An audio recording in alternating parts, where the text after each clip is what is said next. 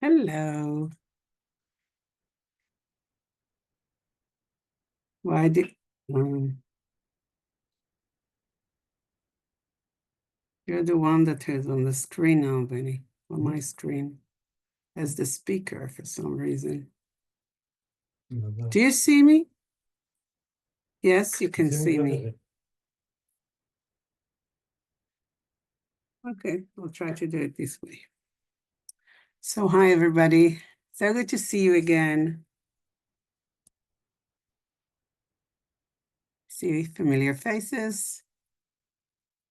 Yeah, that's nice. Very nice. Okay, so I hope you have enjoyed last week class. I hope it's triggered some thought or some new ideas in your mind. We continue today with the new stuff. I was thinking last time that maybe I'm going to leave more time for questions because I think that the answers to the questions is as a teaching by itself, right? So we'll try to do that, okay? So I hope you have questions. If not, from last week. If not, I think it might develop this time. So we'll see how we're going to do that. And also what I also want to share with you was that, well, for me, it's a very good news. I just spontaneously decided that I'm going to go to Tzopema. I don't know if you know, but Lamalina now she's in Tzopema. So I think in a couple of days, I'm still waiting for the Indian visa, but in a couple of days, I'll go there for 2.5 weeks or something. So for me, those are very good news. And I'm not sure yet. It depends on the internet if I'll be able to do the teachings from there. So we'll let you know. Okay, don't worry. We'll let you know. So you will be able to see on time how it goes. Just looking for something that I have prepared here. Just a second.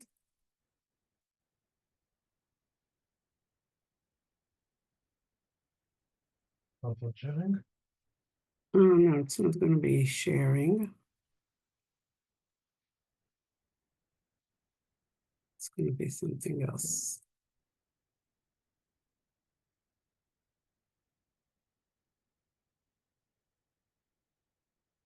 Disappeared. Just a second, please. Sorry for that. We're going into the spontaneous, so we'll have to wait for the right moment for that.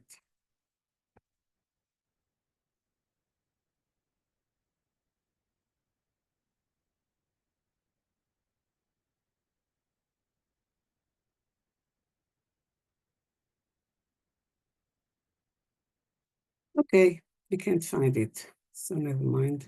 We'll jump into it. Okay.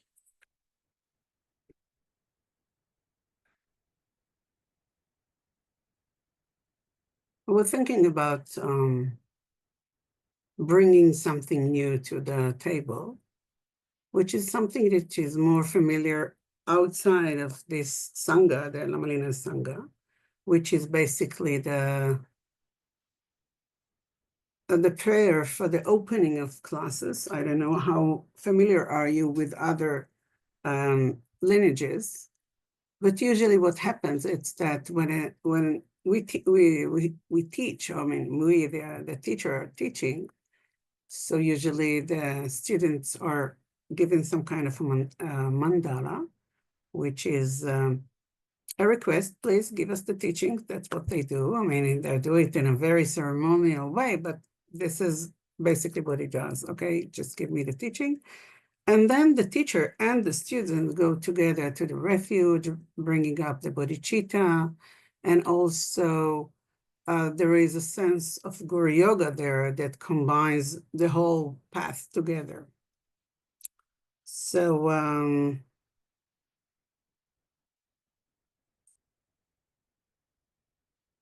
I think we're gonna go. I think I want to connect to Lama Lena now, and I want her to give you the teaching through me.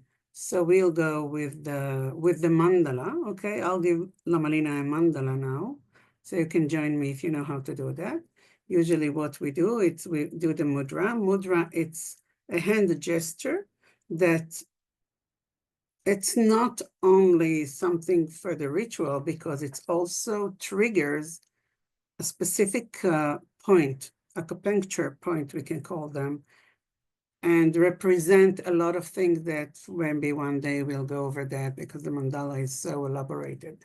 Those of you who were doing the mandala Nyundra, I don't know if one of you were doing that. So basically, you're going to do it with the mandala, the hard mandala, but the representation, it's good enough. Okay, so let's go into that. Sashi Puki Jukshin Mitok Tron Rira Blinkshin Degen Padi Sange Shindu Nikte Owadi Lokum Namda Kshinga Chupashok Om Idam Guru Ratna Mandala Kamneyatayam. So I see some of you are doing that in the ritual, so I'm very happy that you know how to do that, because this is something that we want as a tantrikas. We want to be able to express that, okay?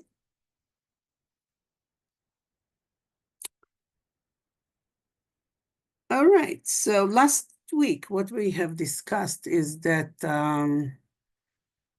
we started to see that actually Tantric Buddhism is meant primarily to help us make the big transformation within ourselves.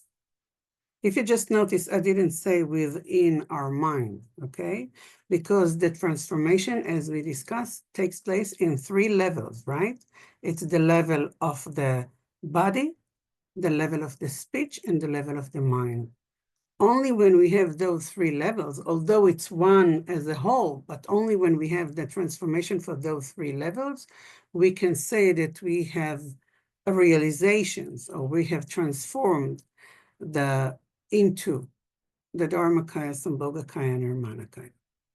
We also discussed that actually what happens when we do that, the Nirmanakaya is actually the external body or an external phenomena that we have. And also the Dharmakaya, if we can transform that, we are entering into the Dharmakaya, it's the mind entering into this space, open and vast space. I mean, entering is not the right word. We become that. We're aware of that, okay? The awareness happens. And the thing that really combines those things is the Sambhogakaya.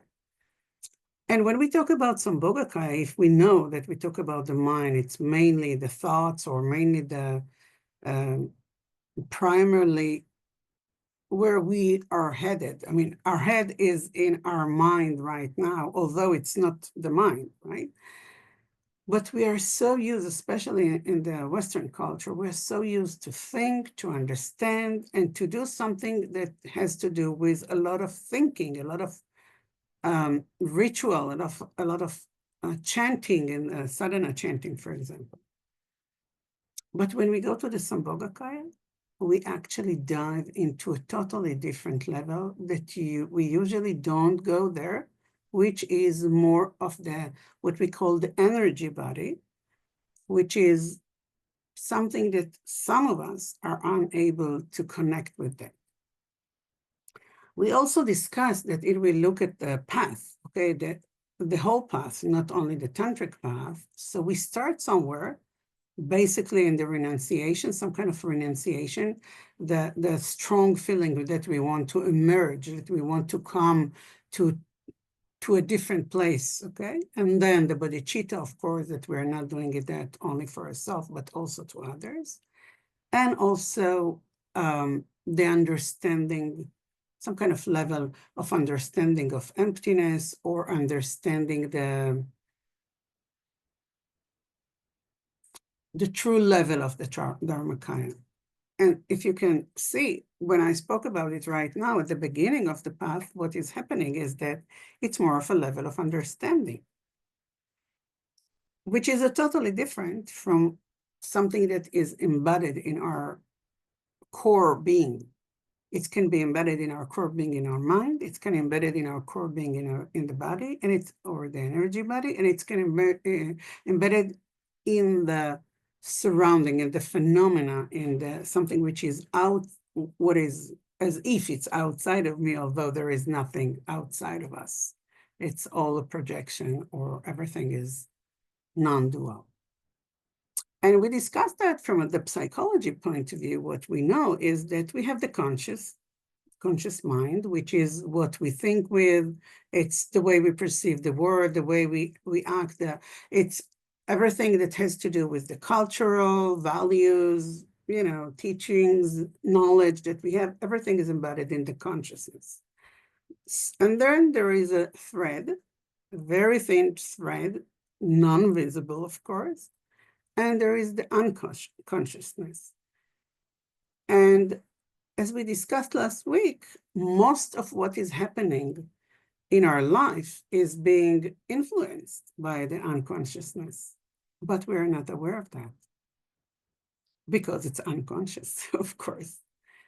And what happens is that when we are going through the path and we stop being so strongly holding the conscious mind from the psychology point of view, or the external point of view from the Buddhist point of view. So what happens is that the thread, this thin layer, start to, what's the right word for this? It's some kind of like not being so solid, being more open, okay?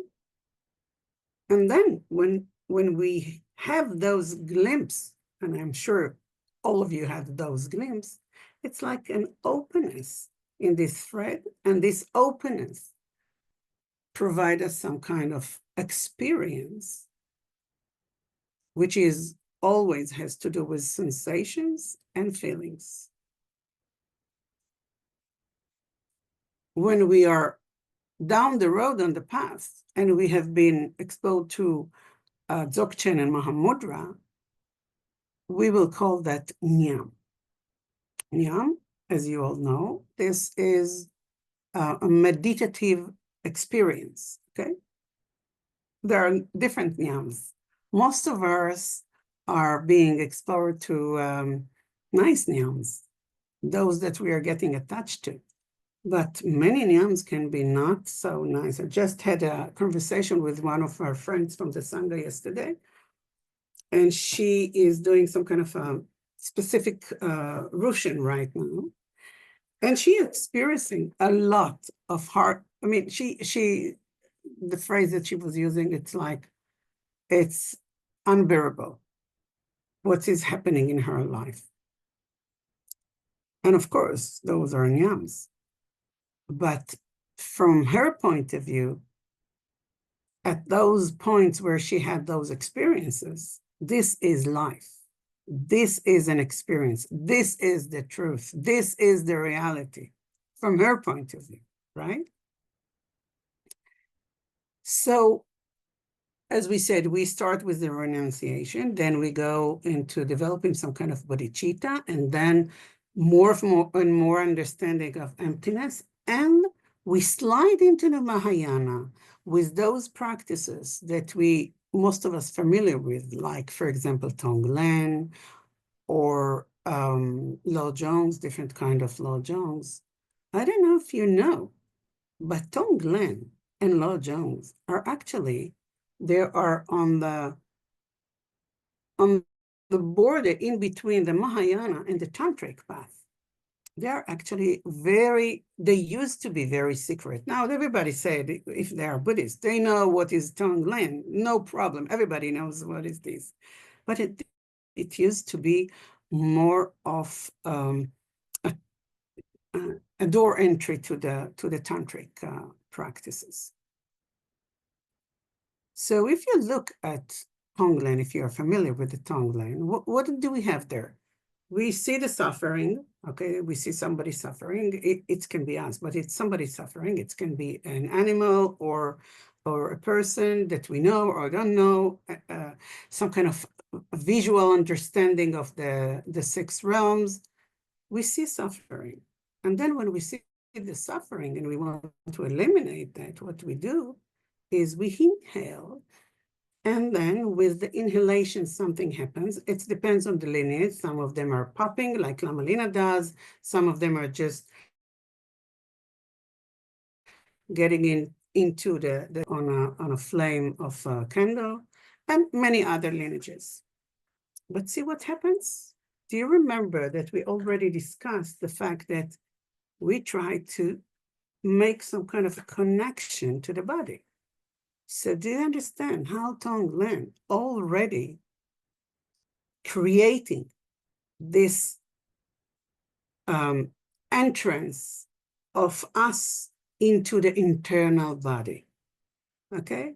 Some of the lineages are in this point already bringing the let's say the channel body into visualization. Some of them, just, the body itself, which is okay. I mean, it depends on the lineage, but we are already starting to come to the body. So this is the Tonglen. And then we slide into the Chenrezig, which is also some kind on the border, although this is a deity, which is more of a tantric path, it's also starts to happen within the body. There is a deity outside, and all of a sudden something happened to us inside, okay? Like, for example, the sadhana that Lama Lina provide us with the Chenrezig, when she gives that, she received that from Lama Yeshe, Tupten Yeshe, and what happened is that most of the visualization, where it happens in the heart, right? We bring all the energy to the heart. Now, it's not the hardcore heart. It's the heart chakra. It's not the hardcore heart. So we bring the energy to the heart chakra, and then what happens? It's that all of a sudden something happens there. Again, we are more embedded in the body. And then you see that step by step is, let's start to create the conversion from the external to the internal. And that will open the mind into the vast open awareness, which is the Dharmakaya. And as we discussed last week, this is not so easy to many of us. I mean, first of all, we are Westerners. So as a Westerners, we have been cultured into the mind orientation rather than the body.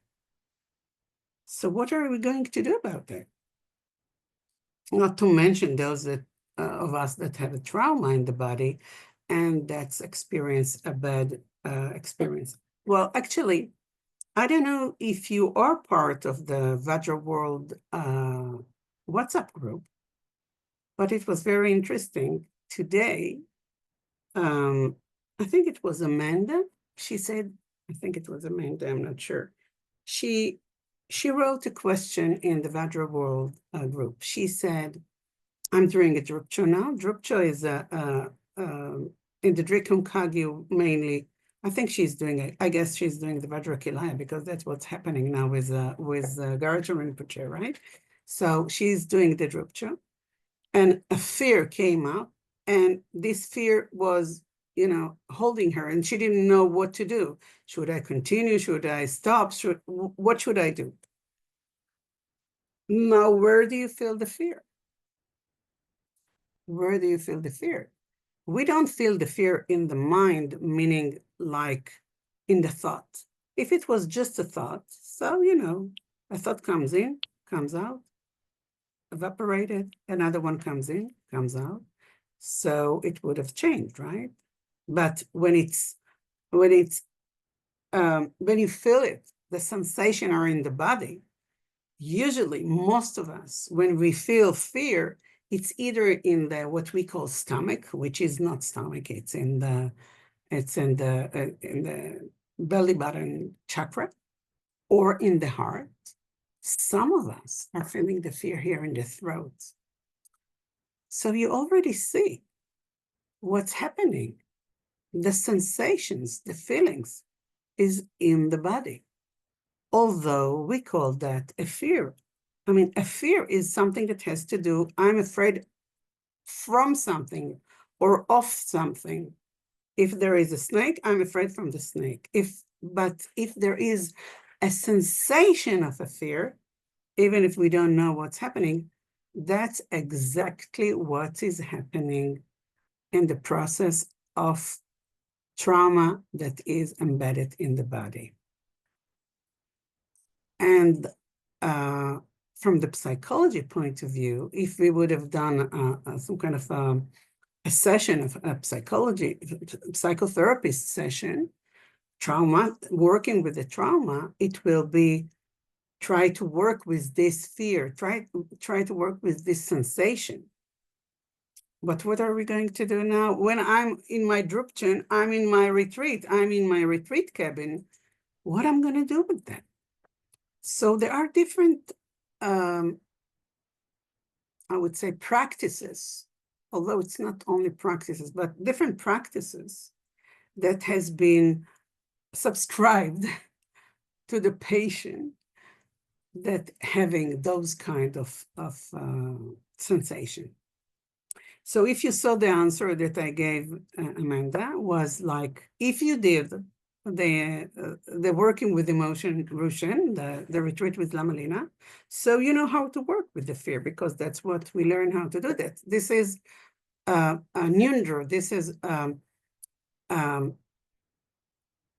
practice that is preparing you to this feeling in the future, okay? Because we know that fear will come up. We know the jealousy will come up. We know that the hate come up, because we're all working with those troubled emotions in our mind. It's not something which is unique to a specific person. But what happens if you don't have this practice in your toolbox? From psychology point of view, what will happen is that it will, because especially fear, and that's why she was asking, should I continue or should I stop? Why somebody is asking to stop a drupchen or to stop a retreat or to stop a practice? I'm sure that happened to all of you in some point, because you had a strong feelings of some kind of strong feeling, and you didn't know if to continue with what you were doing or to stop that. Because the tendency of the mind is to stop something which is unpleasant to us, okay? And a fear, it's to most of us, unless you are, I don't know, a fear addict, which we do have people who, like, for example, they want the rush from jumping from a bungee or something, or from high heels or whatever. The rush with the fear brings them a lot of adrenaline, and they're being addicted or junkie to this adrenaline. But most of us, if a truck will come towards us, we'll try to run away from the road. We will not just stay there and say, oh, bring it on, bring it on.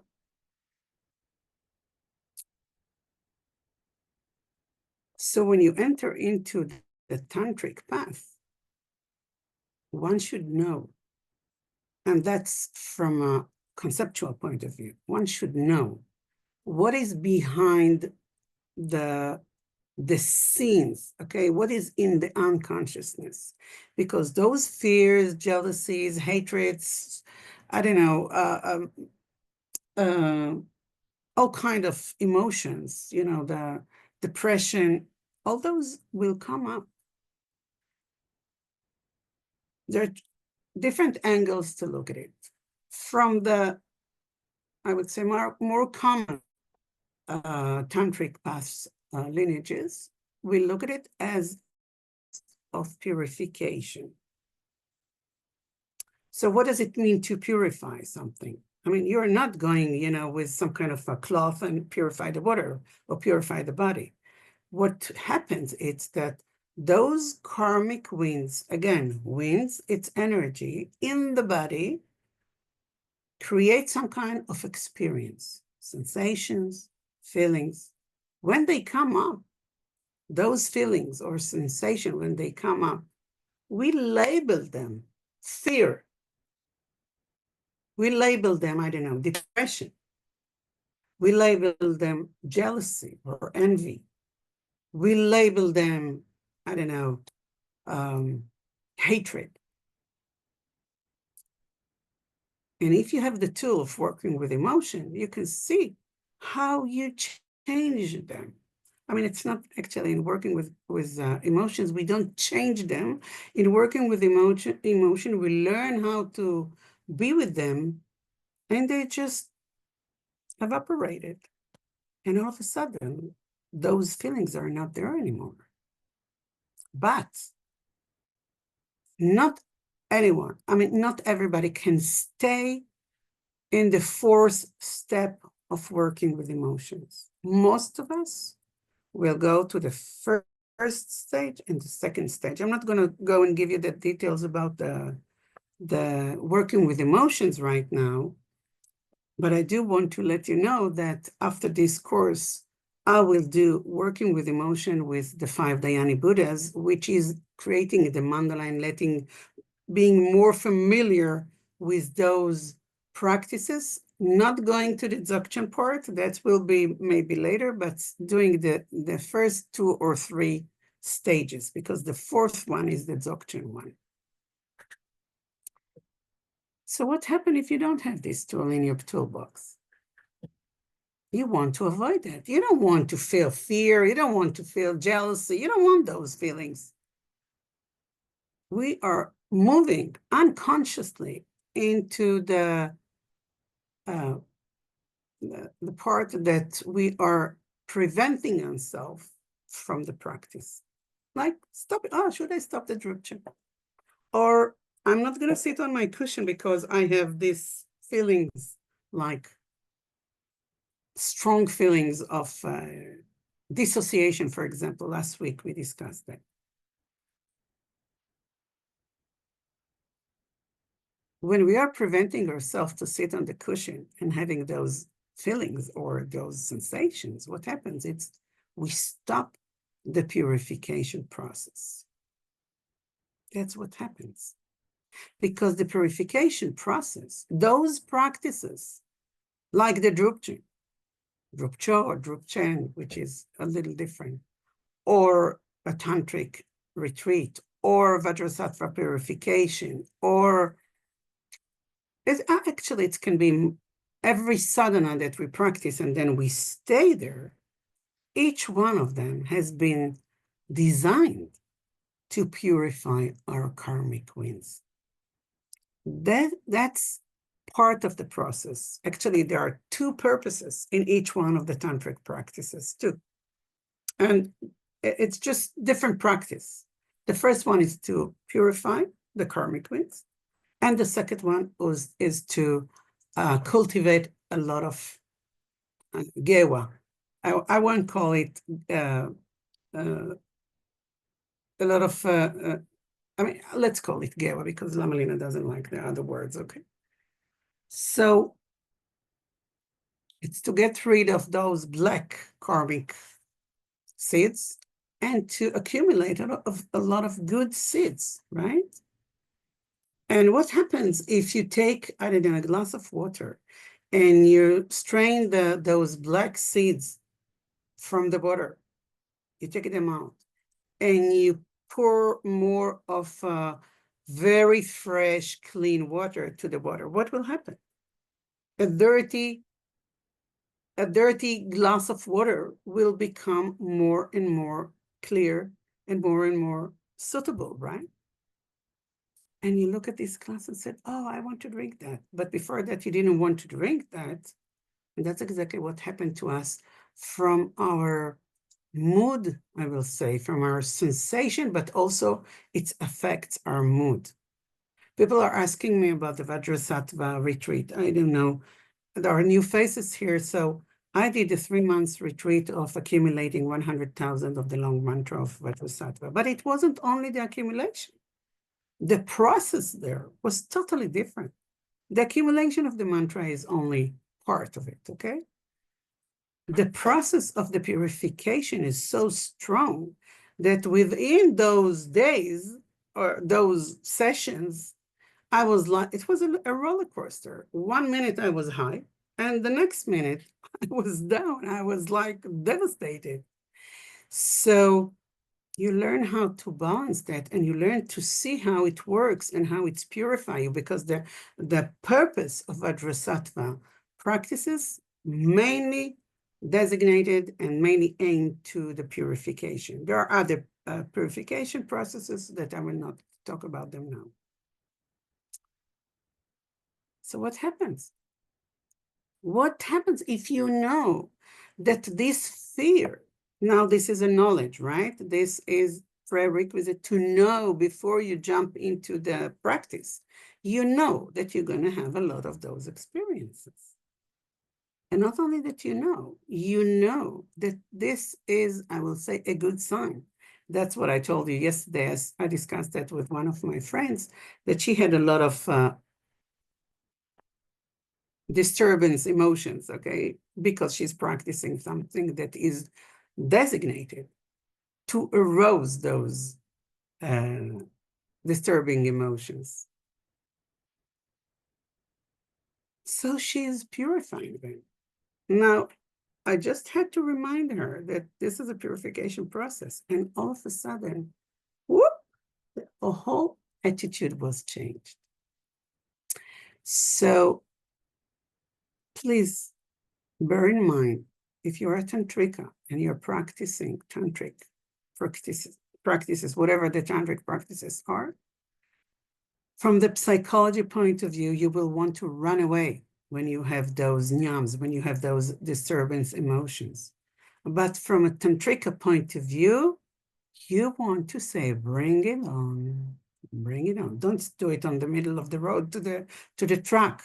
But to those strong feelings that comes up, you want to say, bring it on. But, and that's a strong but, you need to know yourself. And again, I'm going from the psychology point of view, okay? Now I'm bringing something which is very important. What I told you that Robert Priest, that I recommended his book to you guys, I was trained by him, but not only trained, but I was also his patient. He was my psychotherapist. So we discussed a lot about what he calls the vessel. The vessel actually is us, okay? We are the vessels.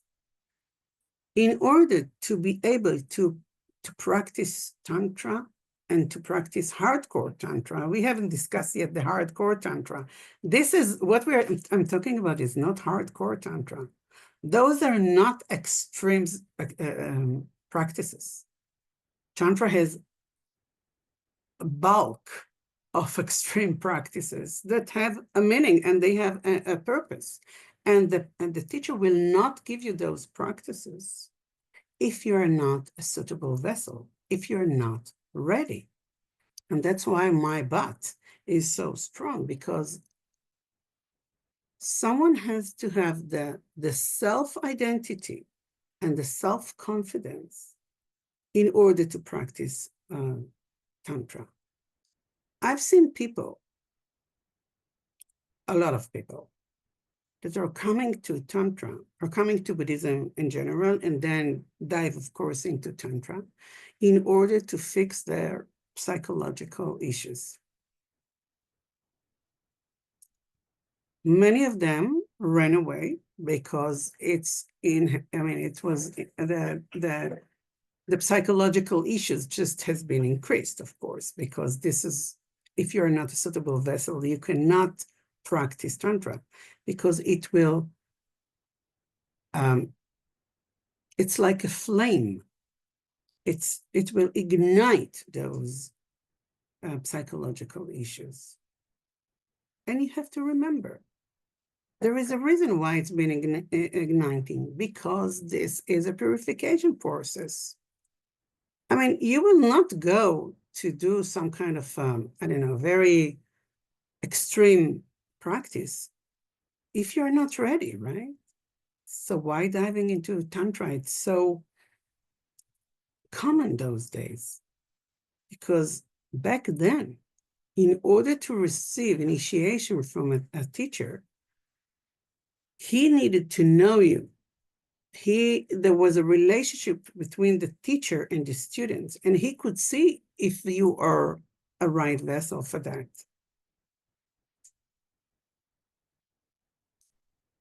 For example, I'll give you an example, because you are in this group. Again, I'm sure that most of you are Lama Lina's students. And if not, okay, well, just use what she's always saying. There are few practices like the out-of-body Rushen or the Togyo or death and dying, for example, or regression, that are prone to create those strong disturbance emotions. I mean, they're not prone, they're designated to that. They're designed for that, okay? So that's why she doesn't do that openly.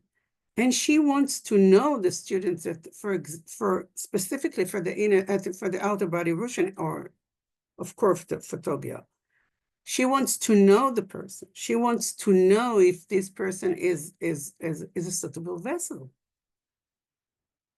She's taking responsible on us, because she knows that if this person is not suitable vessel, what will happen is that it will ignite those psychological issues. But what happened those days? People are coming and asking me all kind of questions, when we are going in retreat, or when I meet with a lot of sanghas, because I'm involved in my other teachers' sanghas as well, not only Lama Lina's. And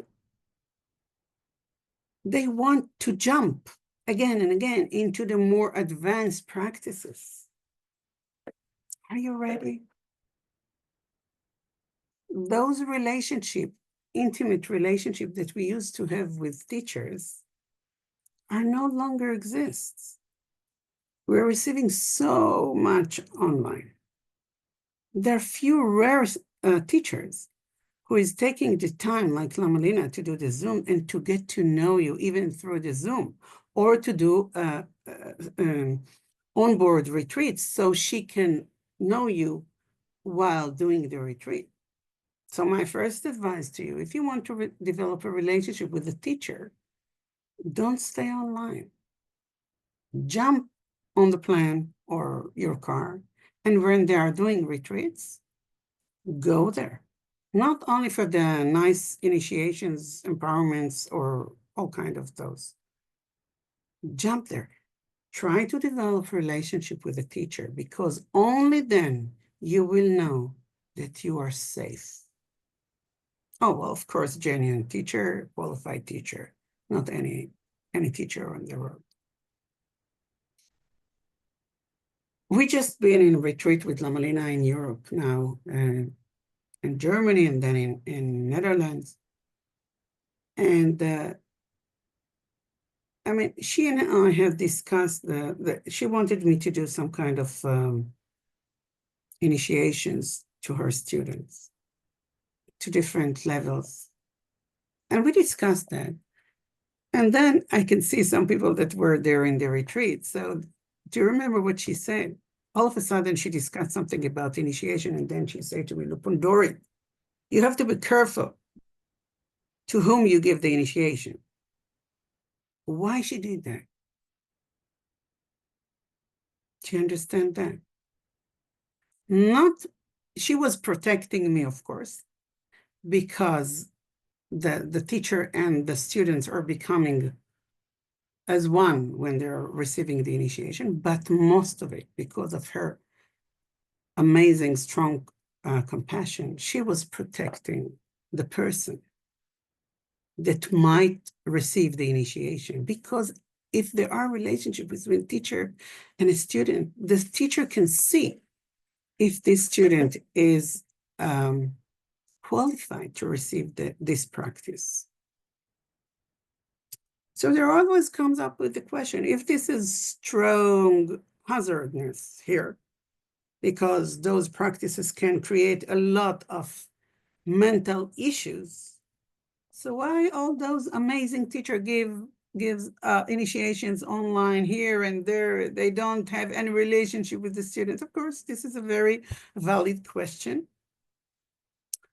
And the thing is, surprisingly, is that they know that most of the people who are online coming to receive the initiation is what we call blessing, and they rest assured that they will not practice. Okay. I mean, this is absurd, right? There's nothing more than a Buddha. All he wants, or he or she, all they want is that we will become enlightened, right? That's the purpose. But the way they protect us is the more you get into those Buddhas and then don't give you samayas. I have a lot of questions about the samayas. Do you know if there is a samaya in this initiation? Do you know if this teacher gives the samaya to this empowerment? Samaya, for those who don't know, it's a commitment. Actually, the word is a commitment. So there are teachers who gives commitment with the initiation. And you better ask if there are any commitment before you receive any initiation, because you want to know. You don't want to receive initiation with a commitment from this teacher and break that. Breaking a samaya creates mental illness, okay? That's definitely.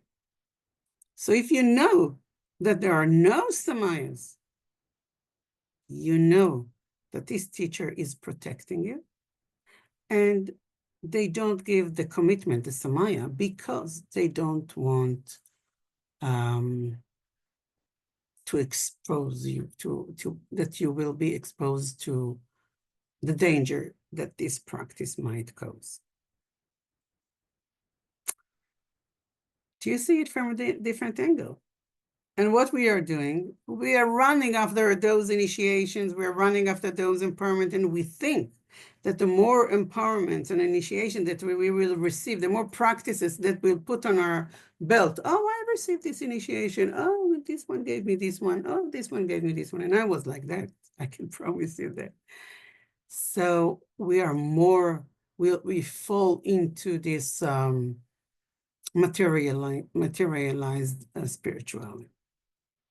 We're not doing the practice.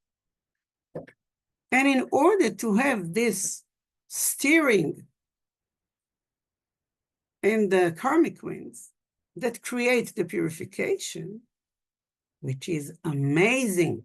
If you have this experience, you have to be ready not to run away. Don't run away. And because I don't know, some of you I know personally, but some of you I don't. So I don't know if you're ready or not, okay? But this question, for example, that I was receiving in this group, this is a very serious question. And thank you for asking that, Amanda, that was asking that, because that's exactly what we are talking about with this hazardness about tantric practices. No, I don't want to discourage you. No, don't practice or whatever. On the contrary, okay? I want you to practice, but I really want you to prepare yourself. I want to give you another example for that, okay? Because this class is about us, about the vessels, how we prepare ourselves, are we a suitable vessel to this amazing world that those Buddhas are pouring on us, those practices. I have a very good friend that we have started, well, maybe it was before that, but she started a few years after I got into one of my sanghas. She started there. She came there. And in this sangha, we had a commitment. We had a samaya. In order to receive the specific initiation that we have received, we had to commit that we are going to do what we call 4 lerums. This is in the Gelug tradition. You know, the Gelug tradition is very strict, but they're not strict because they want to be, I don't know, strict. They're strict because they know that you have to practice. A lerung is a tantric retreat that you are committed to do 4 in your lifetime. And those 4 is for about 30 days. And you have to count the mantra for 100,000 mantras. And after the first one and the 4th one, you don't need to do it, I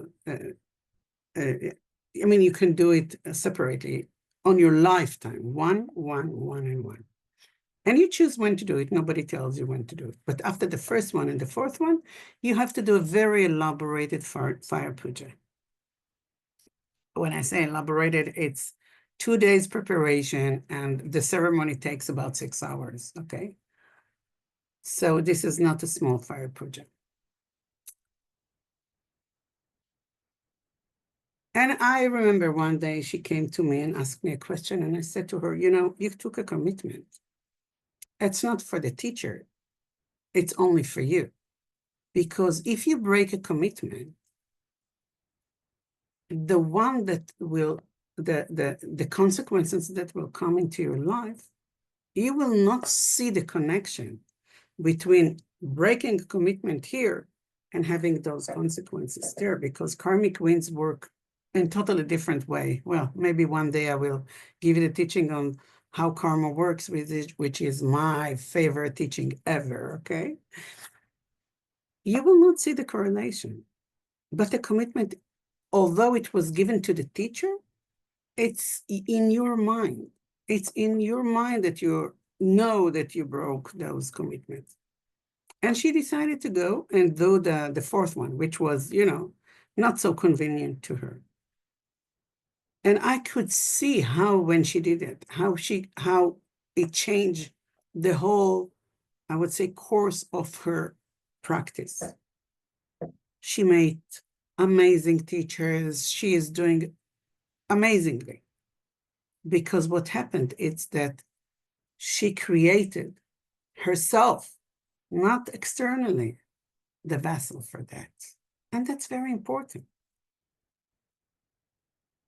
So that's another advice.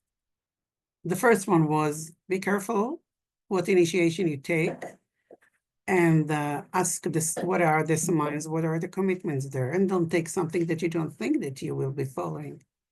And the second one is, if you took a samaya, you better work on following the samaya that you took.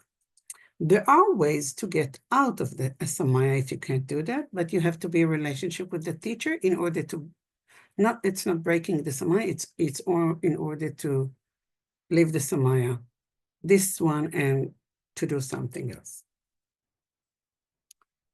So this is the second advice. And the third one that I want to give you also has to do with the vessel, okay?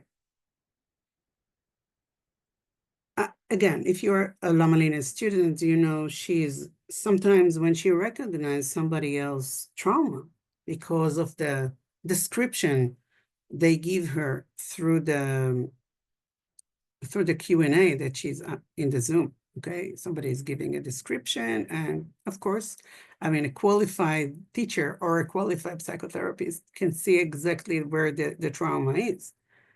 She gives, many times she gives 2 advices. The first one is go to EMDR. If you don't know, EMDR is a psychotherapist therapy, which is working with traumas. And it's very effective. It's very quick, 2, 3, 4 sessions. most of the time the trauma is, vanished. So actually what she's doing, if you could see that, she is referring people to something which is external from Tantra. And once we had a discussion about it, and she said, I could see people in Tantra, they're working. Of course, the trauma will be healed because we know that that's what Tantra does. But it takes so long. And many people are really, getting discouraged, and they leave and they run away because of the effect of the trauma. And EMDR is so easy. I could see that. She even said that she brought EMDR psychotherapy to the caves, to some of the yogis and yoginis there, in order to heal their traumas. And they did a session there with that. So this is very interesting, you see. So this is the path of going into psychotherapy in order for what? To prepare the vessel, to prepare yourself not to run away from the practices, because it's not going to be easy. And then there is another level of how to work with those traumas, which is go back to Nyundru. I have another friend who was practicing, I don't know, for about 10 years, maybe more, 12 years, Tantra. And she had these dreams again and again, and she had these stories. Okay, I won't go into the stories, but she had those stories. And one day she raised her hand, and she told Lamalina, and Lamalina said to her, oh, like she always described how her Nyundra didn't work. Go back to prostration. And that's, woman was shocked, because prostration is a practice that you do in the Nyundru, basically on the path in Mahayana.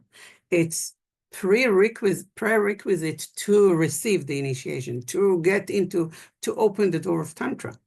And now this lady is practicing 10 years or 12 years Tantra. And now Lamalina tells her, go back to prostration. And do that for a while, a few months, 3 months, 4 months, and then we'll see if you need it more. When you work with a qualified teacher like Lamalina and others, okay, I have other qualified teachers, what happens? It's that they see what you need. So they can give you the medicine. So either they can give you the medicine, like, for example, the EMDR to heal your traumas fast, or go to another practice that will heal this trauma that you currently have. When we have a strong feeling of trauma, what happens is that those karmic winds has been steered for some reason. Mostly it's the practices, it's not external. We think that this is external. It's not external. This is all in. We just project that something has happened outside, and that's why this strong feelings, strong emotions, strong sensation has happened, which is not true. So the third advice is get involved with a qualified teacher that can read you and will give you advice about what kind of practices, either in the Western psychology or the old traditional psychology, which is Tantra, which one you would like, you need in order for you to go to overcome your trauma. And the reason why we do that is because we want to prepare ourselves to become a strong vessel. Because if the foundations are not strong, and the foundations are not strong, not only from the knowledge point of view, because we want to purify those strong karmic winds from our body.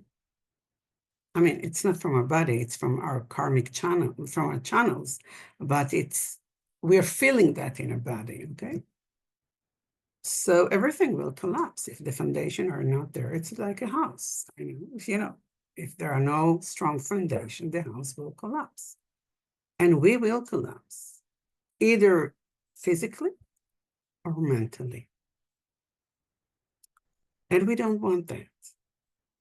Tantra is so amazing. Tantra has been helping so many people around the world to heal. When you are happy and you're what we call realized or enlightened, give that whatever the name you want to give, it's an amazing feeling. So you want to have that. But if the foundations are not there, you will not be able to do that. So please prepare yourself with those 3 advices, okay? Because we want strong foundations. And don't feel, in the West, we have this kind of, we have been educated, and this is part of the culture, the competitive culture that, oh, I need to have that, and I need to do that, and he's doing that, and I want to do that. I mean, don't go there, because what happens, it's that you're not measuring what is happening to you. You're taking this stroller and just compare yourself to others. But they're totally different. You don't know their karmic winds. You don't know their karma. Unless you're a Buddha, of course. You don't know what is there.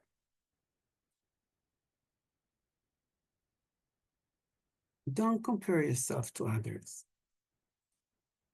Just work with yourself. And the whole session here today was mainly focused on the fact that we want to prepare ourselves for Tantra.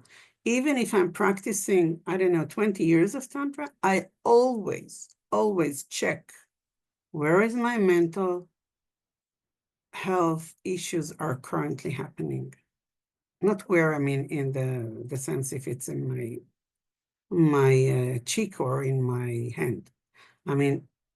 What's happening? Because now I have enough practices, and I have enough tools in my toolbox in order to know that I need to do that now.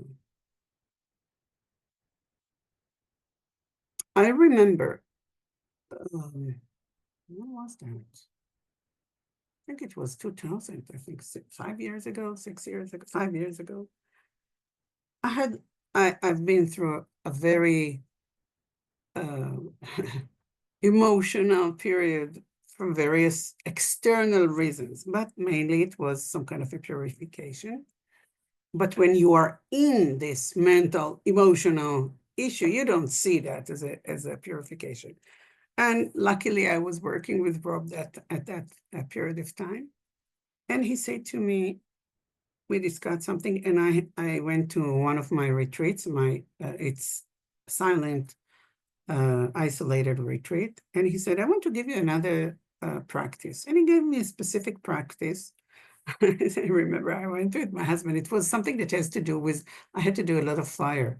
And I went to my cabin, and this specific cabin that I rented, I couldn't do the fire there. And said, oh my God, how am I going to do this practice? I don't know how I'm going to do the practice. I have to do a lot of fire. I don't need to do a big external fire. I can do it, but you're in a cabin and you want to do the fire. So we created some kind of, remember, so we created some kind of a solution for that. And it worked like magic. I did this practice for a month. When I came out, everything externally, that's how it was manifested. Externally, everything was exactly like it was supposed to be. It doesn't mean that it was nice. It doesn't mean that it was, pleasant. On the contrary, but that's exactly what I needed at that time in order for me to move to the next level. So when you work with a qualified teacher again, and he or she sees where you are, they can give you a practice. I never heard about this specific practice before he gave it to me. He said, that's what you need now. It's like you go to the best doctor and he can analyze where you are and he can give you the best medicine for you, even if it's something that you don't know why. A prostration. What do you mean I need to do prostration? I remember her reaction to that. We want to go to the best doctor. We want to go to the best teacher. The best doctor, it's not always the best doctor for you. You want to go to the best teacher for you. It's not something that is written on the wall. Oh, this is the best teacher in the world. No, it might not be the best teacher for you. And we will discuss next week, or maybe the following week. I'll let you know. For those who don't know, I'm going to Tzopema to La Molina in a couple of days, so I'm not sure about next week. But you want to go to the best qualified teacher, which is the best teacher for you. Okay? Not for her, not for him, not for those, for you. And this is a good time to try to think about all the teachers that you have, if you think they are good teachers for you. And don't go to the personality. Okay, I'll discuss it to you next week. But don't go for the personality check. The check has nothing to do with personality. They can be, I don't know, alcoholic and like alcoholic and have other issues that has to do with sex. Nothing to do with that. Nothing with the personality. It only has to do with, do they help you to develop, I will say develop on the path, that you will be developed on the path, or they prevent you from that. That's all. And only you can know that, okay? Nobody else can tell you. Because my best teacher, many times, was not the best teacher for my friends or for others. So that's why I'm being very careful advocating teachers now, because, you know, this is the tendency. We want to advocate our teachers. We want to give those amazing teachers to the world. We love them. We think that they are amazing. And always the question is, to whom?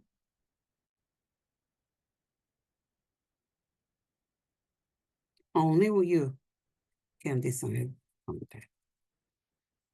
Okay, so we'll open that for questions now, if you have any questions.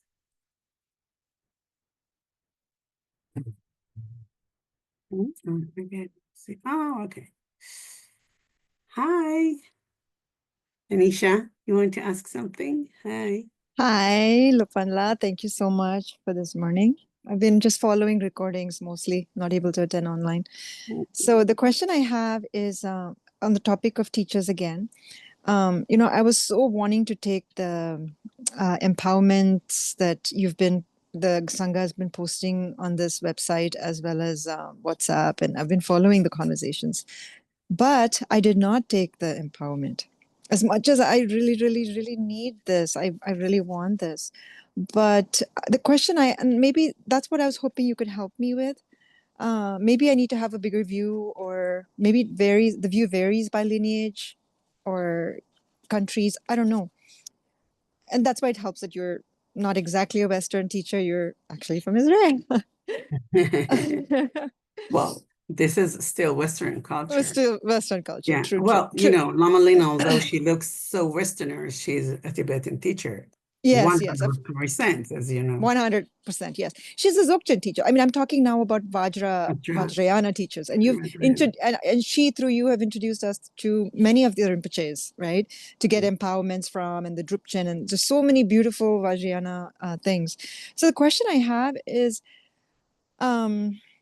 so I have this idea in my head, and I'm going to say it's just an idea coming from working with thoughts and emotions and that kind of thing. I have this idea in my head that that you don't want to take empowerment from just from a teacher that you're not going to have a personal relationship with on some level, who can actually see you and offer these practices as you speak of, who can see you through you, sort of in some ways, and offer some remedies or practices that you can do for you, right, like you said, to meet you where you are. And so I have this idea in my head that has to happen for me to take empowerment from a teacher and then practice with them. And I don't know, I have this idea. I don't know how important that is, because I see so many people just taking empowerments and they're practicing so well. They're Yeah. practicing. Well, Anisha, I have to stop you. I'm sorry, because this was not the communication that I was trying. Maybe I did it wrongly. So I'll just want to clarify myself. I'm not saying don't take empowerment from those amazing teachers. I'm not saying that. What I'm saying is that even if you take empowerment, like for example, we have been giving the opportunity, Lama Lina and myself, have been giving the opportunity to receive few empowerment. One was from Garchen Rinpoche, two were from Garchen Rinpoche, then from Drupal Rinchen Rinpoche, and then from other teachers, which are amazing teachers. What I'm saying is that if you go to take an empowerment from a teacher that you know that you will not be able to have a personal communication with him, do you have somebody else like Lama Lina that can support you?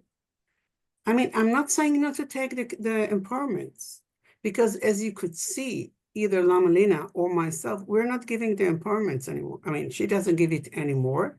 What she gave on the online, it's already there.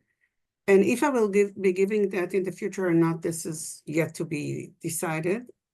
I currently I don't want to give any initiation, and there are reasons for that. As long as my teachers are alive, I will always refer people to those amazing teachers, okay? But you can receive initiation from a specific Buddha with the intention to practice this practice. And then you'll go back to your teacher and he will look at you and say, oh, you need to go and do prostration. So you will not do, I don't know, Vajrayogini or Vajrayogini, whatever. So what will you do? You have received the initiation. And your teacher now thinks that you need to, I don't know, practice white Tara, although you received the initiation for Vajrayogini. What will you do?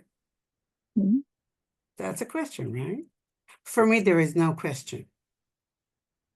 You can ask them. You can ask your, I will call, I don't know, personal teacher, okay? You can ask them, he said, I have a commitment for Vajrayogini because I took the empowerment from, I don't know, Gurchen Rinpoche or Drupal Rinchen Rinpoche or whomever you received this empowerment. And I have a commitment. If you don't have a commitment, this is a different story. Or, so what do you think, what do you recommend me to do? And he or she will give you the exact answer. What do you need to do if they're qualified teachers? So this is not, doesn't mean that you don't take the empowerment. It means that if you have a personal relationship with a teacher, it's not about you who decide. I'm not deciding upon myself unless I'm a realized person. I don't know. I sit in the cave and Manjushri come to me and bring me and I'm a turtle that everything comes to me. That's fine. Otherwise, I want a live teacher that can give me the advices and can see what I need now. Maybe in the future, I will come back to this deity and I will practice this deity that I received the initiation for. But what do I need now? Otherwise, I will find myself like I saw so many of my friends. All of a sudden, they stopped practicing and they don't know that they stopped practicing altogether because of those karmic winds, purifications, steering that came up and created some kind of strong feelings or emotions or sensation, and they ran away. And that's what I wanted to make sure that it will not happen to you guys, okay? This is very important. It doesn't mean don't take initiations, but don't run after all those initiations like I did in the past. I think I But told it's you that Rob, again, Lama Rob once told me, you know, I was in a period that I wanted all those initiation, all those practices, you know, for different reasons. And he said to me, oh, that's very nice. You can go to the candy store, but be careful not to get diabetes. yeah. Because we are now trying to grab and grab and grab and grab. So Like mine's the child, yeah, it's like a child in a candy store. right. So mine's an opposite situation. I've never had a single empowerment. Oh, really? Yes. And you're still practicing. Yes, I'm very serious for the last 10 years. I'm doing Mahamudra, Shamatha, Vipassana. I'm able to do it, but I do feel the need to, Have you received have you received teachings about teachings. Yes, Mahamudra? absolutely. A lot, So but not, if you're not. practicing Mahamudra and Shine, Uh-huh. you have received initiation to Mahamudra and Shine. This is totally different. Tantric deity initiations are not like Mahamudra and Shine and Dzogchen. So thank you for clarifying that, because I got worried about that. And I will not continue to explain why. I'll talk about it next week. What is the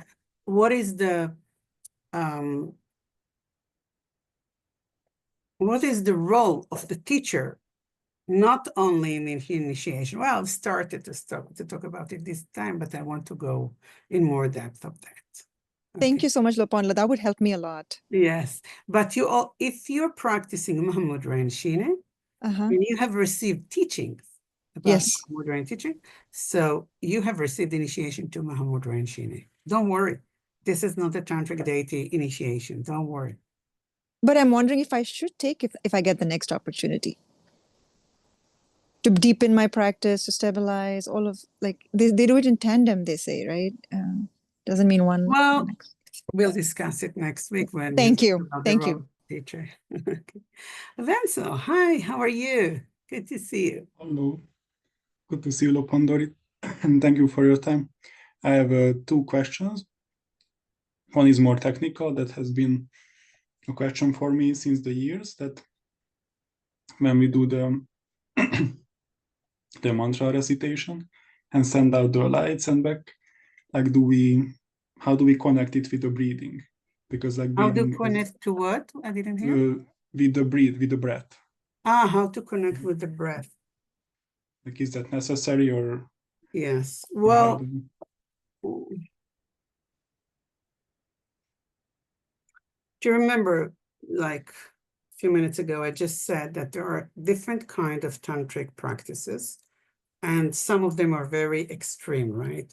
Like, for example, if we work in very advanced practices, tantric practices with the breath, it's not, some of that can be happening with the mantra recitation, but most of it is not happening while we are doing the mantra recitation. And you need to prepare yourself not only from a mental point of view or as a vessel, like, for example, when you do Tumo, which is a very advanced practice, a tantric practice.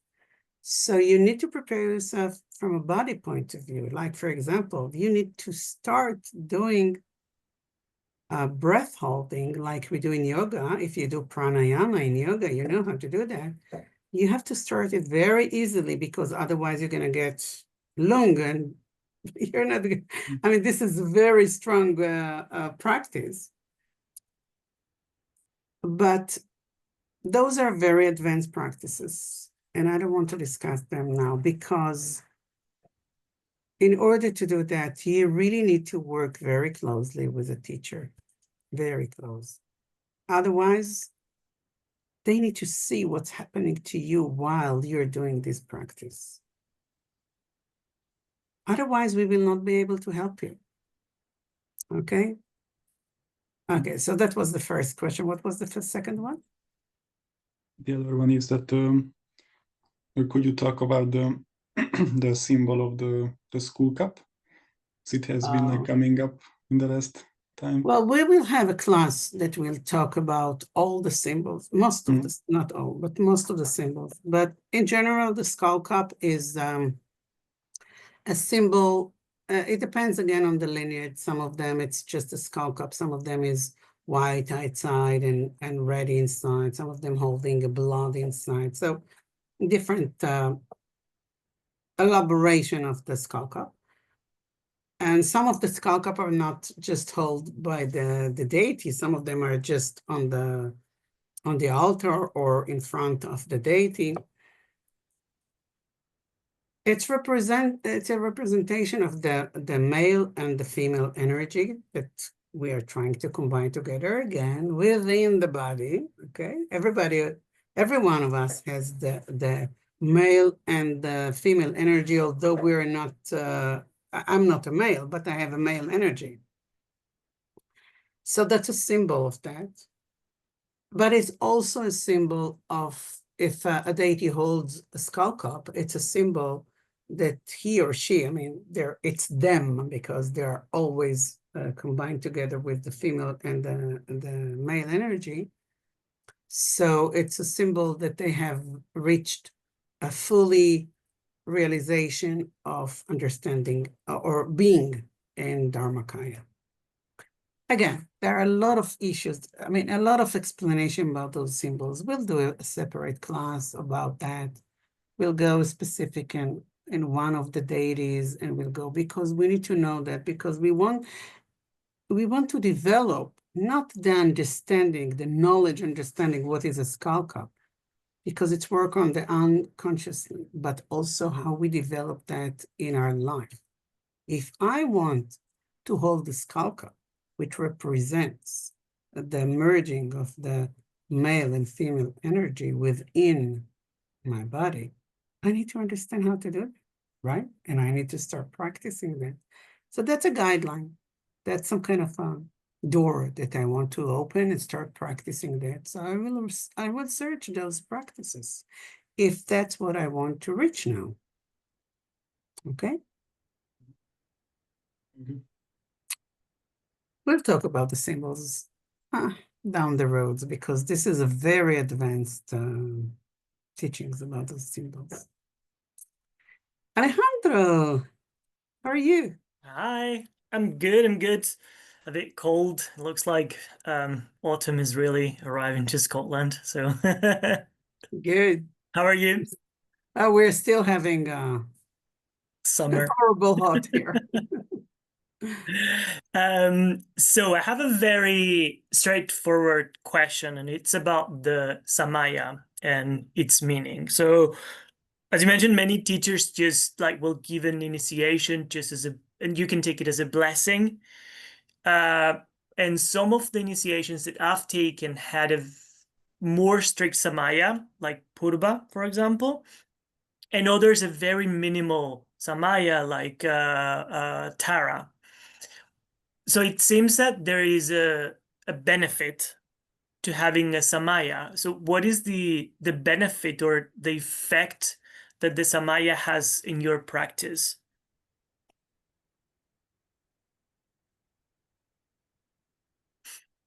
Very interesting question. I think that I came to the Gaelic tradition that my encounter with the Dharma, my first encounter to the Dharma in this life was to the Gaelic tradition, because at that point of time, I needed a very, very strong discipline in my life. And, Gaelic tradition, the Samaya is very strict, as you can understand. Everything has to go with strict Samaya there. And I needed that, because if it was more open, I'm not sure. I mean, if it was my choice, maybe I will do it, maybe I'm not. At that time, I was very rebellious. So I don't think that if it was very strict, if it wasn't strict, I will do the practices. Now, what I'm saying here is that it helps me do the practices. It's not the samaya that changes you, that transforms you. The practice that you do is the one that gives you the transformation, right? So if I don't practice, so what? Who cares how many initiations and how many sadhanas did I receive in my life? So I was very careful about what I'm taking in terms of samayas.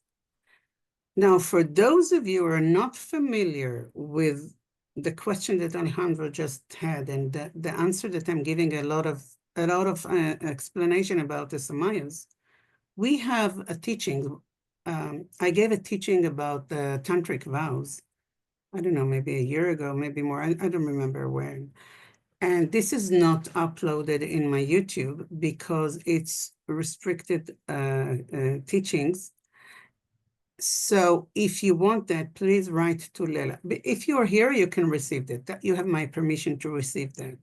But I don't put it up there, okay, in the open YouTube. So you can write to Lela and ask her to give you the link to the tantric vow classes. And we talk a lot there about two of the things that you have mentioned, why Vajrakilaya has such a strict samaya, and on the other hand, white Tara doesn't, or whatever, the Manjushri, or other, not black Manjushri, the regular, the golden Manjushri. I'm not talking about the deities there, but you learn there what are the differences between the different classes of Tantra. And also, what are the tantric vows that you take whenever you receive initiation of any kind? You receive the tantric vows. Do you know them? Do you know what you break every day? Do you know what you keep every day? If you don't, go and listen to those teachings. There is a reason why Lama Lina, she asked me again and again and again to give those teachings, because she said, this is very important to those tantrikas. They don't know. Again, from her enormous compassion, she wanted people to know what they have received with the initiation, because most of the initiations with the qualified high-level lamas, you go there, they say something in Tibetan and you don't understand what you have received, and then you receive a sadhana. And the good, if you had lucky, so you also received a little teaching about some levels of the sadhana. So write to Lela, ask her the link if you want to, and listen to those teachings, because Sure. very important, okay? What are the samayas? What are the different classes of tantras? What are the tantric vows? How we break them, how we restore them, and why they are there. I mean, the Buddha didn't want us to suffer. He wanted us to be happy. So he gave us the tools, and the tantric vows are tools to purify and to accumulate a lot of gewa. Amazing. Thanks, Dorit.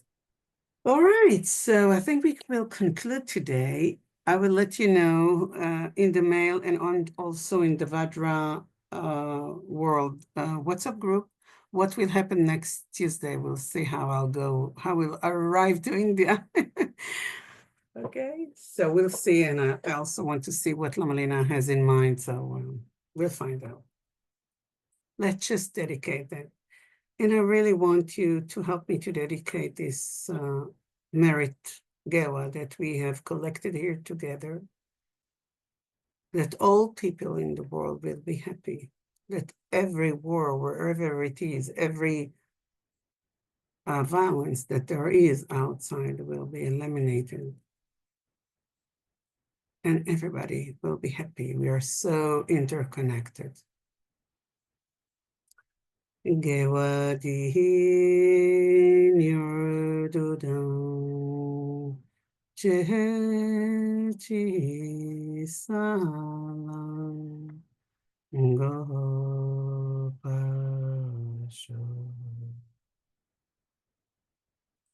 Thank you, guys. Thank you so much for being here. Appreciate that. Bye-bye. See you next week or not.